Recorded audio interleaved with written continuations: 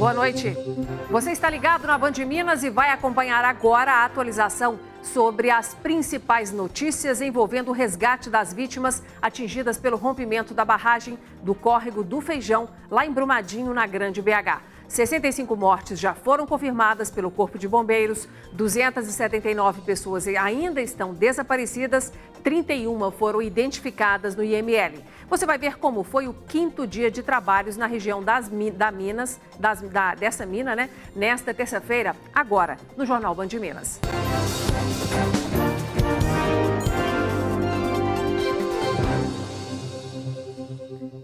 Começa a surtir efeito prático a investigação policial sobre as causas da tragédia em Brumadinho. A Justiça já autorizou a prisão de 5 engenheiros. Nós vamos agora conversar com o nosso repórter Igor Calhan, que acompanhou essas prisões. Igor, confirma pra gente, foram 2 prisões de engenheiros terceirizados, né, lá em São Paulo, e 3 aqui em Minas Gerais, foi isso?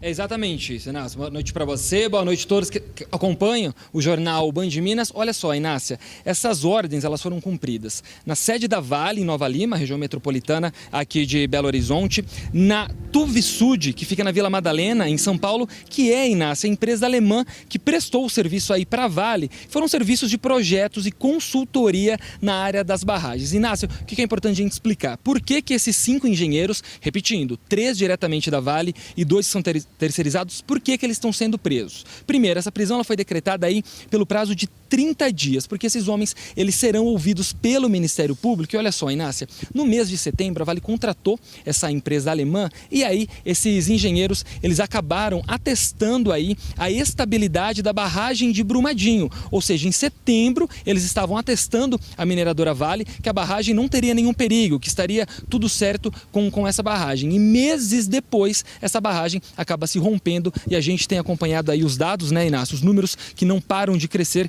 que a gente está falando aí de uma das maiores tragédias da história do estado de Minas Gerais. Para a gente atualizar aí o nosso telespectador, o pessoal que acompanha a gente, nós temos os nomes dos presos nesta operação, são eles, os 2 presos na cidade de São Paulo, André Iassuda e também Makoto Mamba. Aqui na cidade de Belo Horizonte, César Augusto Paulino, Ricardo de Oliveira e também o Rodrigo Arthur Gomes de Melo. Essas 5 pessoas, então, elas foram presas, 2 no estado de São Paulo, mais especificamente na cidade de São Paulo, e as 3 prisões aqui no estado de Minas Gerais. Além desses mandados de prisão, Inácia, nós tivemos também 12 mandados de busca e apreensão que foram expedidos pela comarca de Brumadinho e pela Justiça Federal em Belo Horizonte, que também foram cumpridos, então, aqui no estado de Minas e São Paulo. Ou seja, então, Inácia, quando a gente fala tanto na questão de impunidade, né, pelo menos nesse 4º dia, 5 pessoas foram presas e 12 mandados de busca e apreensão foram expedidos, Inácia. Igor, tem muito documento ainda para ser analisado, muitos processos para serem conferidos, a gente vai acompanhar muito de perto. Obrigada, viu?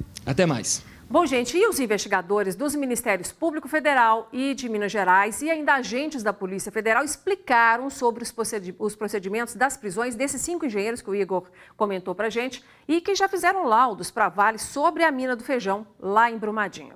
Eu gostaria de frisar que são medidas de natureza criminal, as que nós adotamos hoje, e a finalidade básica das medidas de hoje é arrecadar provas, né, que permitam o pleno esclarecimento destes fatos.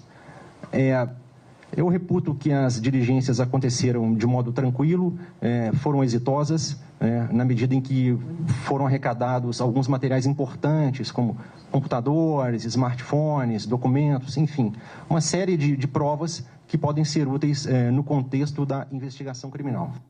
Falando agora sobre as buscas, as 16 toneladas de equipamentos que vieram de Israel para ajudar exatamente nessa procura às vítimas da tragédia de Brumadinho já foram adaptados para serem usados na lama e hoje os militares estrangeiros colaboraram muito com o uso de sonares que emitem sinais que conseguem identificar se há um corpo preso ali embaixo na lama.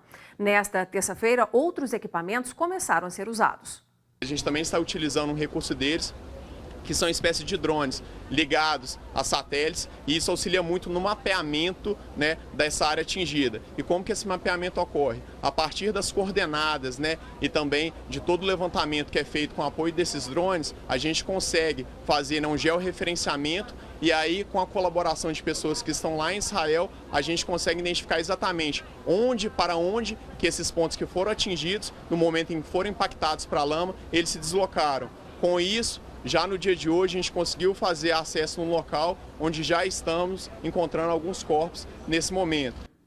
Nesta última coletiva desta tarde, dada aí pelo Corpo de Bombeiros, também foi feito um alerta a quem está usando drones na área delimitada exclusivamente para o trabalho das equipes de buscas. Segundo o tenente Pedro Ayrara, foram instalados equipamentos para identificar todos que desobedecerem essa ordem. Hoje um drone caiu na área de busca, um drone que não estava autorizado a sobrevoar perto de um local onde existia uma equipe de resgate. Provavelmente, se esse drone tivesse caído, num local onde a gente tivesse um militar fazendo um resgate, o militar ele teria sofrido uma lesão muito séria. Então nós reiteramos aquilo que já foi dito, que o espaço aéreo dentro da área quente está proibido para drones. Ontem conseguimos instalar um radar de drones no local e aí a gente consegue identificar onde os drones estão localizados e com o apoio da Polícia Federal, com apoio aéreo, nós iremos até os locais onde essas pessoas estão emitindo o sinal de drone para que elas sejam devidamente responsabilizadas. E um casal foi apreendido na noite de ontem ao tentar saquear uma casa no bairro Parque da Cachoeira, um dos mais atingidos pelo rompimento da barragem da Vale em Brumadinho. E de acordo com a Polícia Militar, outras pessoas que também tentavam saquear objetos e eletrodomésticos conseguiram fugir. No local, 2 motos foram apreendidas e sobre uma delas havia queixa de furto. O policiamento foi reforçado para cerca de 550 policiais.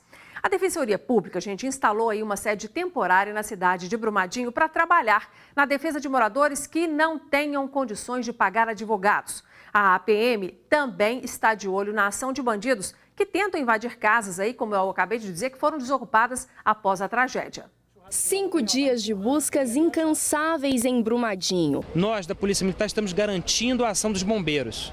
Lacramos praticamente agora a área quente e estamos patrulhando a extensa área rural para proteger as pessoas e seus patrimônios. Autoridades que atuam no gabinete de crise alertam para a atuação de estelionatários que se aproveitam do momento delicado que o município tem passado para tirar proveito. A Defesa Civil Estadual não está pedindo nenhum recurso. Não existe nenhuma conta pela Defesa Civil Estadual para doações. E isso é muito importante porque as pessoas acabam se aproveitando, criam sites fictícios. Então, na dúvida, liga para a Defesa Civil Estadual, evita essa doação, que às vezes você está agindo com esse patriotismo, com esse senso humanitário, mas infelizmente você pode estar caindo num golpe. Durante a manhã desta terça-feira, o defensor-chefe em Minas Gerais, Diego de Oliveira Silva, também se posicionou contra a ação de possíveis advogados estelionatários, que podem aproveitar o momento de fragilidade das famílias para aplicar golpes. Nós temos recebido algumas denúncias a respeito de advogados fazendo aliciamento indevido de pessoas, dos atingidos aqui em Brumadinho. Não se trata de criminalizar a advocacia privada, muito pelo contrário, é importante que os advogados também estejam, até porque a Defensoria Pública tem um limite de atendimento para as pessoas hipossuficientes, para as pessoas carentes.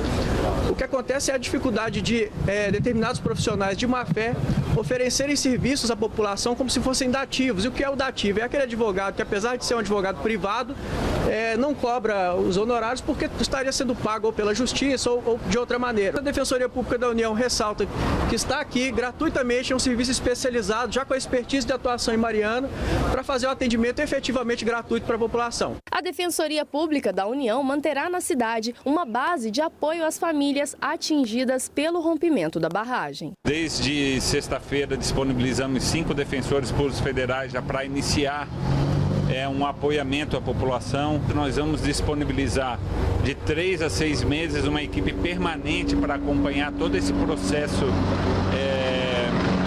de identificação e de projeção das indenizações que, de um certo modo, estão sendo prometidas pela Vale. Certamente, por conta do desastre que foi, do impacto que gerou na vida das pessoas, vai gerar, por conseguinte, processos de indenização, processos jurídicos, enfim, e que a população carente, aquela que não pode pagar advogado, certamente vai poder contar com o serviço da Defensoria Pública. A lama da barragem da mina Córrego do Feijão não deverá atingir o Rio São Francisco, que nasce em Minas Gerais e percorre mais 4 estados: Bahia, Pernambuco, Alagoas e Sergipe. Pelo menos essa é a avaliação dos técnicos que prepararam o boletim do Serviço Geológico do Brasil. A expectativa é que todo o rejeito fique retido no reservatório da hidrelétrica Retiro de Baixo e não alcance o reservatório da usina de Três Marias. Os boletins estão sendo feitos em parceria com o Instituto Mineiro de Gestão das Águas, a Copasa, o Serviço Geológico do Brasil e a Agência Nacional de Águas. O deslocamento dos rejeitos de minério é monitorado a todo instante e o avanço está sendo mapeado a partir de dados coletados por meio de sobrevoos feitos por equipes técnicas do Sistema Estadual de Meio Ambiente e Recursos Hídricos. Os primeiros dados coletados mostram que os sedimentos já se deslocaram mais de 57 quilômetros do local do rompimento. O monitoramento contempla parâmetros básicos de qualidade de água, existência de metais, além da concentração de sedimentos.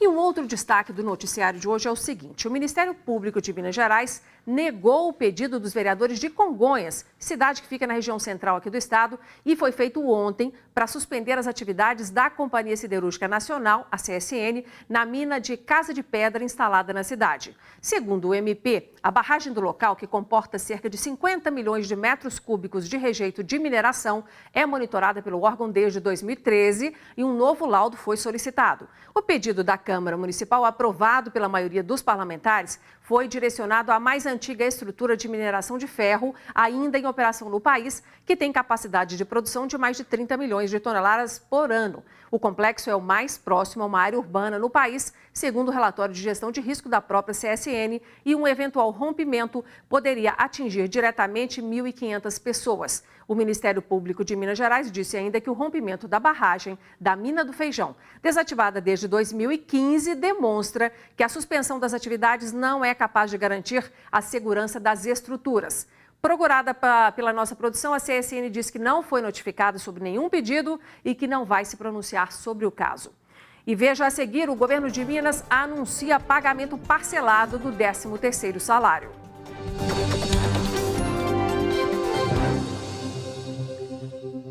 Chega ao fim a espera dos servidores estaduais sobre a decisão em relação ao pagamento do 13º salário.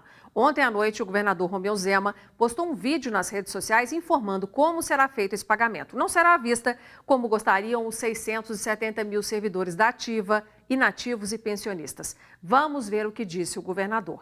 Estudamos todas as possibilidades possíveis para pagarmos o 13º salário devido pela gestão anterior. E a única forma que encontramos é parcelá-lo em 11 vezes, a primeira em fevereiro e a última em dezembro. E esse pagamento será feito sempre no primeiro dia útil após o dia 20 de cada mês. E amanhã foi tumultuada para quem circulou pelo trânsito em Belo Horizonte. Cerca de 50 moradores das ocupações William Rosa e Marião de Contagem e professor Fábio Alves, que fica aqui em Belo Horizonte, protestaram contra um possível despejo e ainda pediram pagamento de auxílio moradia e a construção imediata dos apartamentos. A circulação de veículos ficou impedida no anel rodoviário, ali na altura do bairro Buritis. De acordo com o Corpo de Bombeiros, os manifestantes também colocaram fogo em pneus e caixas de papelão, gerando uma coluna de fumaça preta vista de longe. A Polícia Militar também foi acionada para atuar nessa ocorrência. A circulação, gente, foi prejudicada por quase 2 horas, com congestionamentos de até 8 quilômetros. E agora falamos sobre o drama que marcou para sempre a história de Brumadinho, a partir de um poema de Carlos Drummond de Andrade, publicado em 1984, isso há 35 anos. Quem traz essa reflexão é o nosso colunista Paulo Navarro. Olá, no início dos anos 80, levantamos a bandeira Olhe Bem as Montanhas. Foram os primeiros passos de movimentos em favor do meio ambiente de Belo Horizonte. O foco, naquela época, era a destruição da Serra do Curral por ações de mineradora. O adesivo da campanha ganhou vitrine em vidros traseiros de carros de toda uma geração. Mais do que moda, esse gesto fez cessar a destruição da topografia e gerar a criação do Parque das Mangabeiras. Lembro-me que, nessa época, o poema Lira Itabirana, de Carlos Drummond de Andrade, ecoou montanhas mundo afora. A partir de sua publicação em 1984, no jornal O Cometa Itabirano, seus versos deram fôlego para outros brados contra a exploração insensata de nossas reservas minerais, inclusive da Vale do Rio Doce, fundada 4 décadas depois em Itabira, sua terra natal. Com ele, já na época, o poeta chorava pela sua cidade, sem prever, no entanto, que sua tristeza ganharia campo e se tornaria um rio de lágrimas nos dias atuais. Triste horizonte sobre o qual berrava ele pelo rio de lama que afogou sua gente. O rio é doce, a vale amarga. Ai, antes fosse mais leve a carga. Entre estatais e multinacionais, quantos ais? A dívida interna, a dívida externa, a dívida eterna. Quantas toneladas exportamos de ferro, quantas lágrimas disfarçamos sem berro. A CEMIG confirmou hoje que a energia já está de volta e a maior parte dos pontos que foram desligados após o rompimento da barragem da mina Córrego do Feijão, que aconteceu na última sexta-feira. E segundo a empresa, apenas nos locais onde as equipes de resgate do Corpo de Bombeiros e da Defesa Civil continuam trabalhando à procura de vítimas, chamados aí de zona quente, continua com o fornecimento interrompido. E nós temos agora notícia para você sobre o abastecimento de água. De acordo com a Copasa, a cidade de Juatuba não corre o risco mais de ficar sem água potável, já que o abastecimento é feito por meio do reservatório Serra Azul. A captação no Rio Paraupeba foi suspensa logo após o desastre na mina do Feijão. Ainda segundo a concessionária, o volume atualmente armazenado nas represas do Rio Manso, Serra Azul e Vargem das Flores é de 198 milhões de metros cúbicos, o que garante o suprimento regular de água para a população da capital e região metropolitana durante os próximos períodos de estiagem, deste ano e do ano que vem. E no próximo bloco você vai entender como está sendo feito o processo de salvamento de animais atingidos pelo mar de lama da mina da Vale.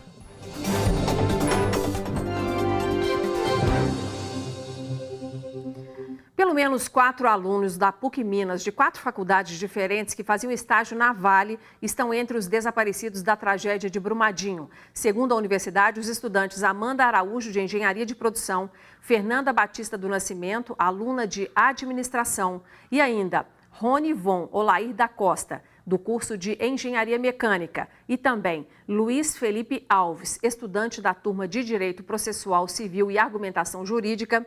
Todos eles, gente, estão na lista das vítimas do rompimento da barragem na mina Córrego do Feijão. A nota da PUC também manifesta pesar e indignação.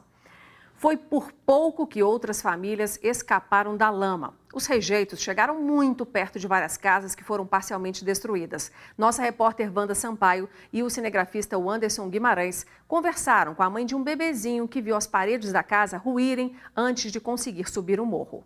A casa da Kelly também estava abaixo da barragem. Ela estava com o filho de 6 meses quando o mar de lama chegou. Eu achei que era uma ventania, um redemoinho, porque era uma poeira muito alta e tudo caindo. Aí minha reação foi correr. Eu segurei forte e corri. Aí na hora que eu fui para correr, a lama já segurou minha perna. Aí eu caí com ele e consegui subir correndo. A lama cercou a casa, chegou na altura da janela e derrubou a parede do quarto do bebê. Isso daqui é a janela do cômodo. E aqui atrás, o berço do bebê, que nessa hora estava tomando banho aqui do lado com a mãe. O imóvel está com rachaduras e corre o risco de desabar. Kelly não conseguiu salvar quase nada e conta que até agora não recebeu nenhuma ajuda da mineradora. Mas a Vale chegou para você, algum funcionário da Vale, dizendo, olha, para você ir para a pousada? Ninguém chegou perto de mim falando nada. Ela não importa com ninguém. Para pessoas, para ela, acho que não tem valor, não. Porque se fosse para isso acontecer, eles tinham que pensar onde que eles fizeram isso. Eles sabiam que isso poderia acontecer. Tem 30 anos que isso está para acontecer, que meu pai mudou para cá. Porque tem 30 anos. Olha onde que aconteceu, ainda mais na hora que estava todo mundo almoçando. A casa da Daniele também estava abaixo da barragem. Ela ficou presa entre os escombros e foi retirada pelo marido. Vamos puxar. Aqui, por favor, me fuja. Me fuja, amor. Vai me machucar, mas me fuja, pelo amor de Deus. Deixa o pai, então deixa. Aí, ó. Não vai, amor. Pera aí. Vamos acabar. Você deu um facão, deixa eu tirar o negócio do coqueiro dele. Esta é a casa da Adriane. Ficou completamente destruída. Na hora que ela tentou fugir, a casa foi arrastada pela lama. E foi ali, na frente, naquela parede, que ela ficou presa. Kelly acompanhou o resgate da amiga e vizinha. Ela gritava, pelo amor de Deus, para tirar ela, que ela não queria morrer. Na hora que eles deram um alarme falso, de novo, na barragem de novo descer, ela pedindo pelo amor de Deus para não deixar ela, que ela não queria morrer. É horrível. Ela lá de baixo chorando e ela falando que só pensava que ia morrer. Foi horrível. É mais uma família que perdeu tudo? Ela perdeu tudo. Eu consegui salvar algumas coisas, agora ela não tem nada, nem roupa ela tem. E agora falamos sobre os procedimentos de salvamento dos animais que estão na área atingida pela lama em Brumadinho. Segundo o balanço oficial divulgado pelas autoridades, até o momento 26 animais domésticos foram resgatados. Nós vamos voltar a falar com o nosso repórter Igor Calhan, que tem informações inclusive sobre aquela polêmica de que alguns animais estariam sendo mortos ao invés de salvos. Igor, até a Polícia Rodoviária Federal parece que está ajudando a alimentar esses animais que estão ali perdidos, né, na lama, por helicóptero, né? O que mais que você apurou? É exatamente isso, Inácia. Esse assunto, ele sempre gera polêmica, né? Principalmente nas redes sociais. Olha só, nós tivemos a confirmação aí, a PRF confirmou que 3 animais foram eutanasiados por arma de fogo, uma vaca e 2 cavalos. O presidente do Conselho Regional de Medicina Veterinária aqui do estado de Minas Gerais confirmou que esse método é autorizado e foi escolhido porque os animais estavam em sofrimento e não havia segurança para que os socorristas descessem ali com o helicóptero. Vale a gente informar e ressaltar, Inácia, que a PRF ressaltou que todos os animais foram avaliados e somente aqueles que estavam em estado de exaustão e com fraturas de membros foram eutanasiados pelos médicos, que na verdade eles estão tentando salvar os animais e não sacrificá-los. A corporação disse aí que todos os animais estão sendo alimentados e hidratados e até agora, Inácia, 26 animais já foram resgatados. Essa é a única notícia boa, né, que a gente tem em relação aos animais. Obrigada, viu, Igor, pelas informações. Bom, gente, além desse resgate de animais, a atuação de voluntários também tem gerado polêmica. Familiares de desaparecidos chegaram a protestar, pedindo para atuar nas buscas.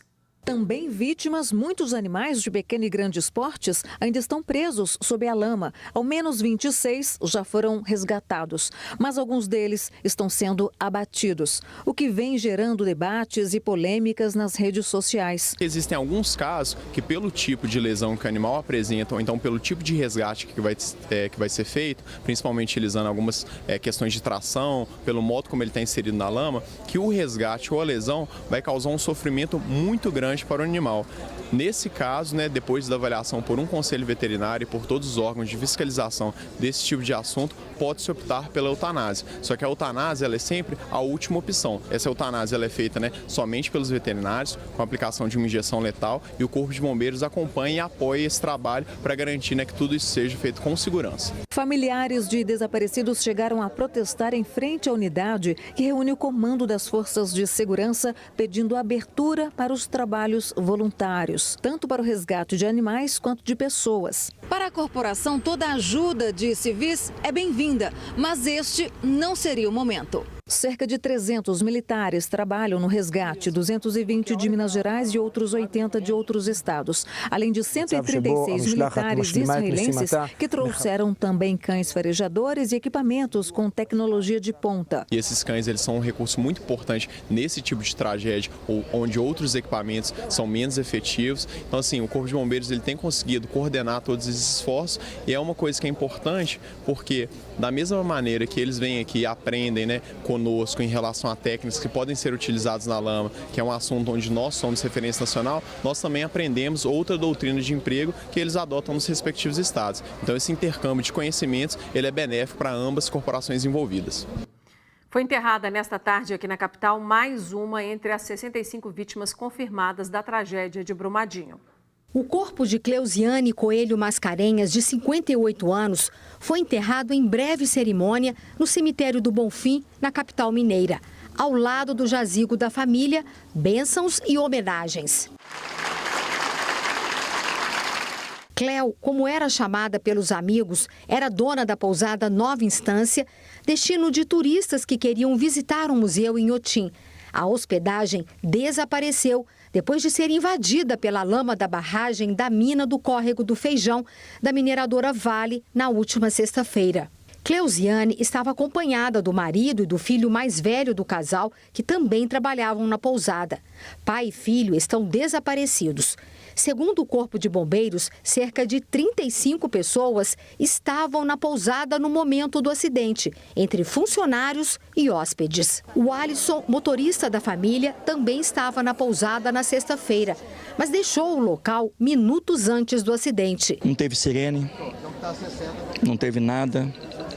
Estava subindo para o Parque da Cachoeira, olhei o retrovisor, vi aquela lama passar. É muita dor, é muita dor. Gente, um novo boletim das Forças de Segurança será divulgado hoje por volta de 8 horas da noite. Até o momento, só para a gente lembrar, são 65 mortos confirmados e 279 pessoas desaparecidas. Bom, nós encerramos por aqui as notícias, mas você vai continuar aí com a cobertura completa sobre esse drama da tragédia em Brumadinho no Jornal da Band. A gente se encontra amanhã. Até lá e boa noite.